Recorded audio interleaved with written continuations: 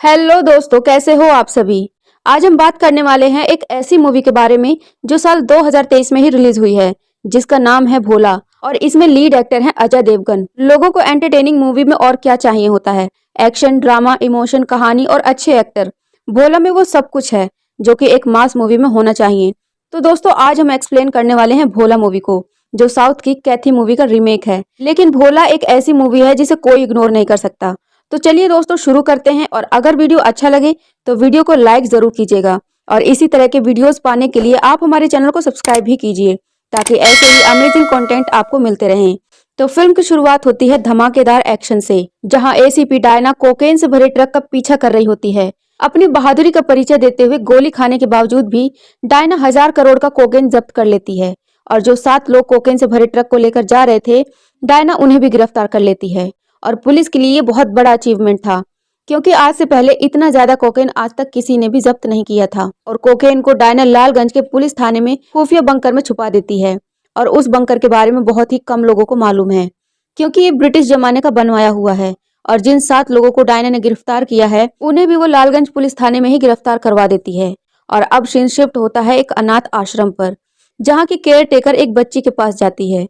इस बच्ची का नाम था ज्योति, और उसे कहा जाता है कि उसे मिलने के लिए कल कोई आने वाला है। और इसी के साथ सीन शिफ्ट हो जाता है कहानी के main lead actor Ajay Devgn पर, जो इस वक्त जेल में है और उसका नाम भोला है। आखिर भोला कौन है? वो एक ऐसा इंसान है जिसके बारे में किसी को कुछ नहीं पता। इतना खूंखार इंसान कि उसके आसपास भी कोई नहीं आता। लेकिन अब 10 साल बाद यहाँ पर भोला को अच्छे व्यवहार के कारण रिहा किया जा रहा है। अब अगले सीन में हमें अश्वत्थामा यानी आशु को दिखाया जाता है, जो 1000 करोड़ का कोकेन जब्त हुआ है वो किसी और का नहीं बल्कि आशु के लोगों का ही है।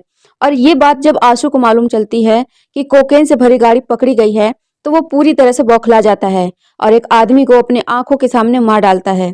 आशु कोकेन पकड़े जाने वाली बात अपने भाई निठारी को बताता है, जिसके बाद निठारी और आशु कोकेन के बारे में पता लगाना शुरू कर देते हैं। और निठारी और आशु के पास गैंगस्टर की पूरी फौज है। वो आराम से पूरे के पूरे शहर को तबाह कर सकते हैं। वो अपने कुछ गैंगस्टर और कुछ खबरी की मदद से अपने कोकेन के बारे में पता लगाना शुरू करते हैं। और खबरी सिर्फ आशु और निठारी का ही नहीं बल्कि एसपी डायना का भी है। दरअसल रौनक नाम का एक अंडरकवर ऑफिसर पिछले 2 साल से निठारी और आशु के साथ काम कर रहा है, और रौनक उनकी सारी इन्फॉर्मेशन डायना को बताता है। हालांकि आशु को अपने गैंग के ऊपर शक है कि इसमें कोई तो गद्दार है। जिसके बाद डायना अपने बॉस के पास जाती है, जहां पर डायना का बॉस उसे समझाता है कि जब तक अदालत माल की कस्टडी नहीं ले लेती, तब तक ये जानकारी गुप्त रहनी चाहिए। लेकिन वो दोनों इस बात से अनजान थे कि उन्हीं की फोर्स में मौजूद एक बड़ा अधिकारी देवराज, जो कि आशु को कॉल करता है और उससे डील करता है कि अगर वो कोकेन के बारे में बता देगा तो उसे उसके बदले में 50 करोड़ रुपए चाहिए। आशु पहले तो भड़कता है, लेकिन उसे पता था कि कोकेन की कीमत बहुत ज्यादा है, इसलिए वो देवराज से 50 करोड़ की डील तय कर लेता है और उससे पूछता है कि बताओ कोकेन कहाँ है। देवराज ने एक हिंट और भी दे दिया था कि तुम्हारी लंका के अंदर एक विभीषण भी है, जो कि पिछले 2 सालों से तुम्हारे साथ है और तुम्हारी इन्फॉर्मेशन पुलिस को पहुंचा रहा है। इसी के बाद हमें एक पुलिस ऑफिसर के बारे में पता चलता है, जो कि रौनक है। रौनक पिछले 2 सालों से बड़ी चालाकी से आशु की टीम में शामिल होकर सारी जानकारी पुलिस को पहुंचा रहा है, और किसी को कानो कान खबर नहीं है। आशु रौनक से कहता है कि पता लगाओ कि मेरी लंका में विभीषण कौन है, और उसकी गर्दन मैं ही काटूंगा। इसके बाद सीन शिफ्ट होता है उसी पुलिस स्टेशन के अंदर, जहां पर डायना ने कोकेन को छुपा रखा होता है। लेकिन ये बात ऊपर पुलिस स्टेशन में मौजूद पुलिस को भी नहीं पता था। टोटल यहाँ पर 4 पुलिस वाले थे, और ये यहाँ पर 3 लड़कों को पकड़कर लाए थे, जो कि अपना बर्थडे रोड पर मना रहे थे और स्पीकर से शोर मचा रहे थे। और उन्हें छुड़ाने के लिए एक लड़की आती है, लेकिन अब तक यहाँ पर डायना मैडम नहीं आई थी, इसीलिए इन्हें रिहा नहीं किया जाता। इसी के साथ यहाँ पर एक हवलदार की एंट्री होती है, जिसका इस थाने में नई नई ज्वाइनिंग थी। लेकिन जैसा कि अभी मैडम नहीं आई थी, इसलिए उनको भी बैठा दिया जाता है। विभीषण सिर्फ आशु के गैंग में ही नहीं था, बल्कि एक विभीषण पुलिस वालों की टीम में भी था, जो कि सारी इन्फॉर्मेशन देवराज को दे रहा था। अब अगले सीन में हम देखते हैं कि डायना के बॉस का रिटायरमेंट है, इसलिए वो सभी पुलिस वालों को पार्टी देते हैं और सभी पुलिस वालों को शराब पिला रहे होते हैं। लेकिन डायना के कंधे पर गोली लगी थी और मेडिसिन लेने की वजह से डायना शराब नहीं पीती। लेकिन यहाँ पर शराब पीने के कुछ मिनटों में ही सारे ऑफिसर्स बेहोश हो जाते हैं। डायना को अचानक से ये समझ नहीं आया कि आखिर ये सब हुआ क्या। फिर उसे समझ आता है कि शराब पीने से शायद उनका ये हाल हुआ है, और शराब में जरूर किसी ने कुछ मिलाया है। क्योंकि सिर्फ उसने ही शराब नहीं पी थी। डायना को पुलिस वालों को किसी भी हालत में हॉस्पिटल ले जाना था, लेकिन उसके कंधों में गोली लगी हुई थी, इसलिए वो ट्रक नहीं चला सकती थी। और डायना के अलावा यहाँ पर कुछ खाना बनाने वाले लोग थे और साथ ही रिहा हुआ एक कैदी भी था जिसका नाम है भोला। और जब डायना खाना बनाने वाले लोगों से पूछती है कि क्या उन्हें ट्रक चलाना आता है, तो वो सब मना करते हैं। और जब भोला से पूछा जाता है तो वो हाँ करता है, लेकिन वो साथ ही उससे ये भी कहता है कि वो आज ही रिहा हुआ है और वो अपनी बेटी से मिलने के लिए जा रहा है, जिसे कि उसने कभी भी नहीं देखा है और वो नहीं चाहता कि वो किसी मुश्किल में पड़े।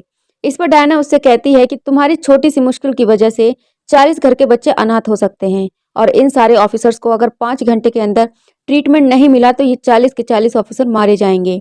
डायना की ये सारी बातें सुनने के बाद भोला डायना की बात मान जाता है, जिसके बाद सारे 40 ऑफिसर्स को ट्रक के अंदर डाला जाता है और खाना बनाने वाला करछी नाम का एक आदमी उनकी मदद भी करता है, क्योंकि करछी वहां के सारे रूट जानता था, इसलिए वो उसे भी अपने साथ ले जाते हैं। यहाँ दूसरी तरफ आशु प्लान बना रहा होता है कि 40 ऑफिसर को किसी भी हालत में मारना है, क्योंकि आशु की ये सारी प्लानिंग थी और उनके शराब में उसी ने नशीला पदार्थ मिलाया था, जो कि हमारे देश में पूरी तरह से बैन है। ये बात जब रौनक को मालूम चलती है तो वो तुरंत ही डायना मैडम के पास फोन लगाता है और ये सारी बातें बताता है। रौनक डायना मैडम को बताता है कि जब आप लोग हॉस्पिटल जाएंगे तो आप हाईवे से नहीं जाइएगा, क्योंकि आशु आपके ऊपर अटैक करने वाला है। लेकिन उसी ट्रक के अंदर 40 ऑफिसर्स में से एक ऑफिसर ऐसा भी था जिसने की शराब नहीं पी थी, जो कि आशु के साथ मिला हुआ था और वो अपनी लोकेशन आशु के पास लगातार शेयर कर रहा था। और लोकेशन मिलते ही आशु तुरंत ही शहर के सारे गैंगस्टर को बुला लेता है। वो उनके सामने ढेर सारा पैसा रखता है और उन सभी के सामने एग्रीमेंट के रूप में एक वीडियो बनवाता है। वो उनसे कहता है कि जो भी उन 40 लोगों को मारेगा उसे 40 करोड़ दिए जाएंगे और जो भी डायना मैडम को मारेगा उसे 5 करोड़ मिलेंगे। यहाँ दूसरी तरफ रौनक ने डायना मैडम को बता दिया था कि आशु को लालगंज पुलिस थाने के बारे में पता चल गया है कि कोकेन वहीं पर है, इसलिए डायना मैडम तुरंत ही लालगंज पुलिस थाने में कॉल लगाती है और वहां के कांस्टेबल से कहती है कि अपने आजू बाजू के पुलिस स्टेशन से सारी पुलिस फोर्स बुला लो और अपने पुलिस स्टेशन के सारे दरवाजे और खिड़की बंद कर लो। लेकिन ये सारी बातें सुनने के बाद वो पुलिस कांस्टेबल डर जाता है और वो अपने साथ के 3 कांस्टेबल के साथ इस पुलिस स्टेशन से रफू चक्कर हो जाता है। और अब पुलिस स्टेशन में सिर्फ अंगद यादव और 4 स्टूडेंट्स बचे हुए हैं। थोड़ी देर के बाद डायना मैडम फिर से कॉल लगाती है, लेकिन कॉल कोई भी नहीं उठा रहा होता है। थोड़ी देर के बाद अंगद यादव कॉल उठाता है और वो बताता है कि पुलिस स्टेशन में मेरे अलावा कोई भी नहीं है और साथ ही अंगद यादव मैडम को बताता है कि आज ही उसकी ज्वाइनिंग हुई है, जिस पर कि डायना मैडम उसे कहती है कि तुम्हारी अभी से ज्वाइनिंग हो चुकी है और वो उस पुलिस स्टेशन का इंचार्ज है। तुम्हें तुरंत ही पुलिस स्टेशन के सारे दरवाजे और खिड़कियां बंद करनी हैं। अगले सीन में लखनऊ के अनाथ आश्रम में ज्योति को किसी तरह से अपने पिता का नंबर मिल जाता है, लेकिन उसे मालूम नहीं था कि ये आदमी कौन है। बस उसे मालूम था कि ये आदमी उससे मिलने के लिए आ रहा है और ये उसका नंबर है, इसलिए वो कॉल लगाती है। लेकिन भोला जब उससे बात कर ही रहा होता है कि तभी अचानक से कुछ बाइकर्स यहाँ पर आते हैं और वो लोग भोला के ट्रक पर हमला कर देते हैं और उसके पूरे के पूरे ट्रक को आग लगा देते हैं। यहाँ पर कई सारे बाइकर्स थे जो कि उसके ट्रक का पीछा भी कर रहे थे, लेकिन तभी बहादुरी के साथ भोला बाहर आता है और उन बाइकर्स का सामना करता है। वो एक एक करके उन सारे बाइकर्स को मजा चखाना शुरू करता है और सभी को मार गिराता है और वो अपने सफर के लिए आगे बढ़ने लगते हैं। थोड़ी देर बाद आगे बढ़ने के बाद चैन से बंधे कुछ ट्रैक्टर उनके सामने आ जाते हैं और वो भोला के ट्रक को रोक लेते हैं। भोला के ट्रक के पीछे एक नहीं 2 गैंग आमने सामने होते हैं और वो दोनों लोग चाह रहे हैं कि वो 40 लोग हमें मिले।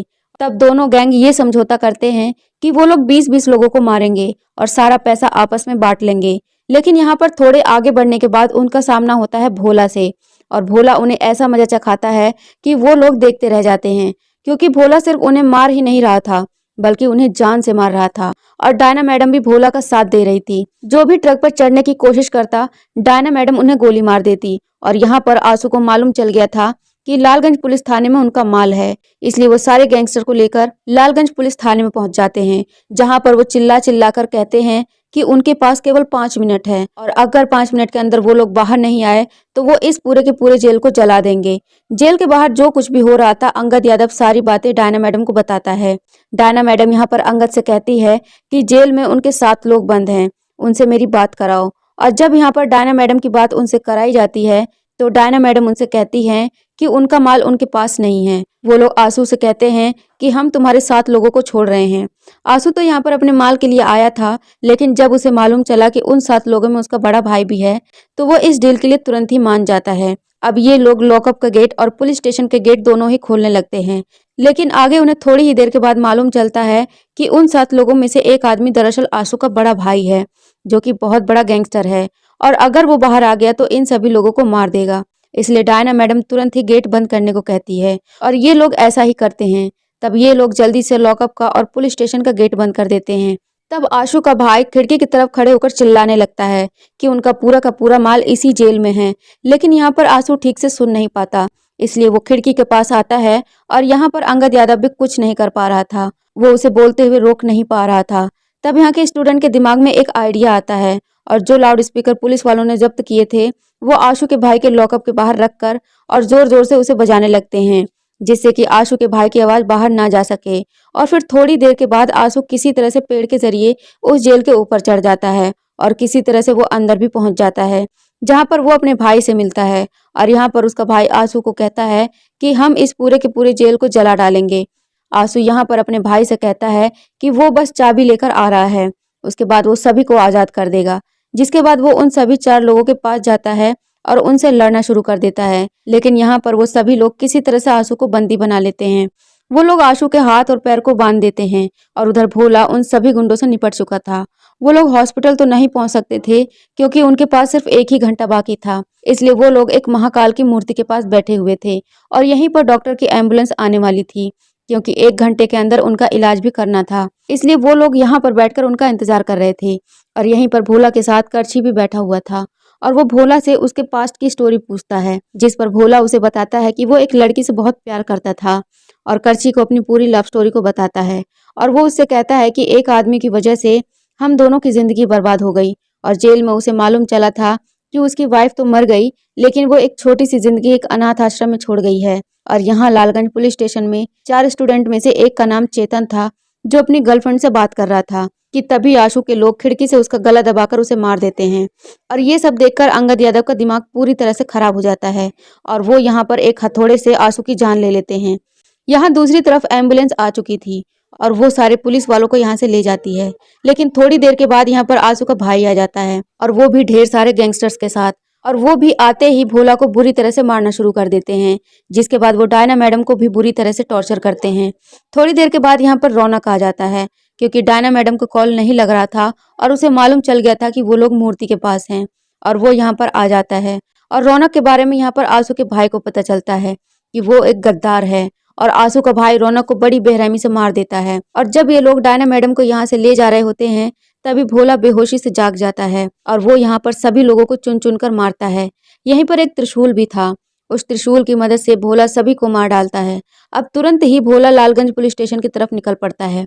यहाँ पर दूसरी तरफ जब आशु का भाई निठारी से मिल गया था तो आशु ने उन्हें मोबाइल दे दिया था और उसने सारे बड़े बड़े गैंगस्टर के पास फोन लगा दिया और ये कहा कि उन्हें एक जेल को उड़ाना है और सभी को लालगंज पुलिस स्टेशन में बुला लिया था। यहाँ पर भोला, डायना मैडम और करछी लालगंज पुलिस थाने में पहुंच चुके थे। डायना मैडम तुरंत ही उस बंकर में जाती है और उस खुफिया बंकर में वो 1000 करोड़ रुपए के कोकेन को जलाकर राख कर देती है। और यहाँ पर भोला तुरंत ही अंगद यादव और स्टूडेंट के पास जाता है, उन्हें वो सही सलामत पुलिस स्टेशन से बाहर निकाल देता है और उस खुफिया बंकर में उसे एक मशीन गन भी मिलती है। और जब वो उस मशीन गन को चलाना शुरू करता है तब पुलिस स्टेशन के बाहर तबाही मचना शुरू हो जाता है और शहर के सैकड़ों गैंगस्टर की लाशें बिछ जाती हैं। सभी को मारने के बाद सबसे पहले वो अपनी बेटी से मिलने के लिए जाता है। उसकी बेटी का नाम ज्योति है। ज्योति यहाँ पर अपने पिता को देखते ही बहुत ज्यादा खुश हो जाती है क्योंकि ज्योति ने पहले अपने पिता को कभी नहीं देखा था। उसे तो मालूम भी नहीं था कि उसके कोई पिता भी हैं। फिल्म के लास्ट सीन में हमें एक बहुत बड़ी शिप दिखाई जाती है जिसमें ढेर सारे विलन थे और यहीं पर हमें उनके बॉस को दिखाया जाता है जिसका रोल प्ले किया है अभिषेक बच्चन ने। और अभिषेक बच्चन को बताया जाता है कि भोला अभी भी जिंदा है और यहीं पर ये मूवी एंड हो जाती है। तो दोस्तों, भोला फिल्म वाकई में एक बेहतरीन फिल्म है। ऐसे ही फ्रेश कंटेंट पाने के लिए वीडियो को लाइक और हमारे चैनल को सब्सक्राइब जरूर कीजिए।